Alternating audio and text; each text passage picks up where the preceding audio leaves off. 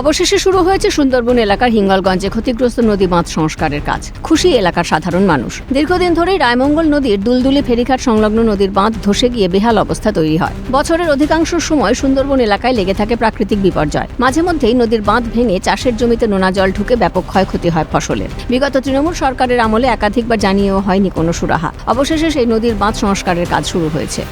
নিউজকে ধন্যবাদ জানাই যে এই দুলদুলি ফেরিঘাটটায় যে বেহাল অবস্থা ছিল সেটা এই নিউজের তত্ত্বাবধানে সুন্দরভাবে হওয়ার কারণে এই নিউজকে ধন্যবাদ। আগে খুবই খারাপ ছিল, এই খবর চ্যানেল দেখানোর পরে এখন কাজটা মোটামুটি ভালো হচ্ছে এবং ভালো হবে।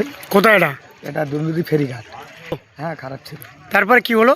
তারপরে এই খবরের চ্যানেলে দেখানো হলো, দেখানোর পর তারপরে এই কাজটা এখন মোটামুটি ওনারা করছে।